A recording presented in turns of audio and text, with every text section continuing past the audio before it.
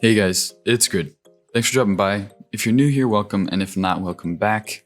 Today I've got the Titan build that I promised all of you, what I believe to be the best PvP Titan build in the Crucible right now. Now this is pre-Beyond Light, so some things may be subject to change, but we've got at least a month and a half before that even hits, so it definitely works for now, and it should for a while. Before I fully get into the video, I want to say I'm not what could be considered a Titan main. I don't have the best stats on it, and I do feel that although I can play it to success, I play Warlock and Hunter better. Now, with that in mind, this build really works for me and will probably work even better for those of you that play Titan more than I do. Getting straight into it, guys, we are going to be using the infamous Bottom Tree Striker. This subclass has been tuned many times and for good reason, and the reason we're choosing it is because this subclass is basically, on top of the already fantastic super, also has an ability that makes it even better, called Trample. Now Trample essentially makes it where when you get a kill, the duration on your super increases, making it even more deadly and for a longer time. Before we move on to the weapon and the mods and lastly exotic choice, I want to quickly cover the mindset and playstyle of this build.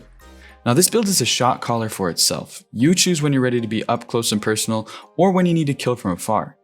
Think of it as an armored car. You've got the survivability and the toolset to get out of most engages alive, but you're not invincible. When you understand that, this build will work for you as much as you make it do. Now moving on to the weapon choice, I'm going to give you my preferred loadout that I found myself using most games, and as always some alternatives for those of you that need it that I think will work just the same. First of all, I found myself mainly using a Dire Promise and a 7th Seraph with a switch to a Revoker or a Vigilance Wing occasionally. It mainly depended on how the enemy team's composition matched our own, and if they were really outranging us then I would switch either to a Sniper or to a Pulse Rifle. Now personally, I believe that this build is much more forgiving of an up close and personal in-your-face playstyle, much more so than the other builds I've shown you, so at the end of the day I would say go with the shotgun in most cases. The main reason to swap is if you're getting outranged and you can't even really get in their face because they're playing really well around movement or corners, then in that case definitely switch to something with range.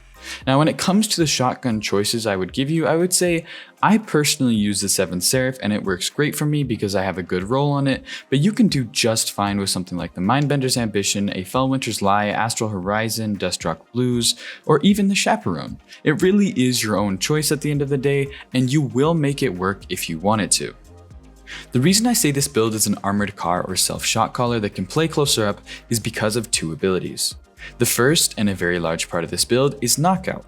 Knockout allows you to basically one-shot and follow up melee on any target. Knockout makes it so that when you break an enemy's shield with a shotgun or maybe even an SMG, your melee damage is boosted. And so is your melee range. This paired with our second ability, Reversal, allows for some really crazy synergy. Reversal makes it so that when you kill someone with a melee, your health regen starts immediately. This does not require your melee ability to be off of cooldown. So imagine how many times you can get it in a row. When you pair these two together, you've got safety in that if you are able to shotgun melee a target and secure the kill, you can see people as moving heal pools. This is a safe playstyle if outnumbered and can make many 1vx situations a breeze. When it comes to the mods and the two exotic choices I will get to in a minute, you always want to consider your weapon's ease of use in a firefight. What I mean by this is that shotguns require quite a lot less of external mods to play successfully than something like a hand cannon or sniper when it comes to flinch or accuracy. I'm going to go through my mods pretty quickly, so if you think it's too fast, just go ahead and pause on each item and you'll be able to see them that way more clearly. Now as you guys can see here, I've got a main mix of recovery mods and hand cannon mods. I've got recovery so that I can more quickly get back into a firefight, and I've got hand cannon mods because hand cannon does flinch a lot more than a shotgun and is affected by that when it comes to accuracy. I've also got a shotgun mod in there and some mods for my grenades and my melee, just so that I can help with those destructive assets when I need them. The main thing we're thinking about with those is getting them both back faster, and when it comes to grenades, being able to throw farther and more accurately is why I'm running fastball. When it comes to stats on my builds, I run recovery in 99% of situations, and this build is not an exception. The reason for that is because I like to have less downtime between fights, and it can be the difference between running or getting chased and dying, or getting chased and healing up and taking control of that fight. Personally, I think strength is a good secondary stat option, but if you have items with better rolls than I do and a better polarity, I would opt for intellect because reversal and knockout do not require your melee to be off of cooldown, and that essentially just makes strength useless. Although the melee ability is still good, you don't really need it for the way that you're going to be playing this build, so intellect and getting your super back faster is probably the safer bet. Moving into the exotic choices, I do want to start off by saying both of these exotics pair very well with this build and for different reasons. First off though, we have Dune Marchers. In most of the background clips playing, I was running Dune Marchers because as many of you here know, A, I love mobility, so that sprint speed buff is a big check in my book, and B, because the arc lightning that chains and triggers when you get a melee kill just adds damage on top of the damage already added by knockout. If you haven't tried this exotic yet and you have it, definitely give it a shot, it's crazy. My main second option that could in the right hands very well be better is One-Eyed Mask. One-Eyed Mask, or OEM for short, marks targets that damage you and gives you an overshield when you kill them. It's a pretty substantial boost and can let you chain engages or more quickly heal up if you don't engage, but the reason I personally opt for Dune Marchers is because I feel like Reversal's heal already gives us enough survivability and even tankiness, so I personally go for the more offensive option. It lets me chain kills easier than even One-Eyed Mask would, and personally, it's just a matter of choice which playstyle you want to choose, but both will work very, very well.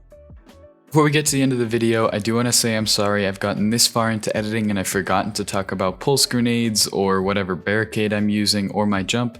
I'm using strafe jump or strafe glide, pulse grenade, and towering barricade. Those are my options, they work the best for me, but I'm pretty sure you can do just fine with any of the other grenades and maybe even the rally barricade. But when it comes to the jump, I really do feel like strafe glide is the most dominant option. You can use it to get around the map really fast, and that in this game can be king. That's about it for this video, guys. I hope you guys enjoyed and even more so found it helpful. If you did, consider hitting that subscribe button and turning on the bell so you can get notified when I upload new content every 3 to 4 days. And again, thanks for dropping by. I hope you guys dominate in the Crucible.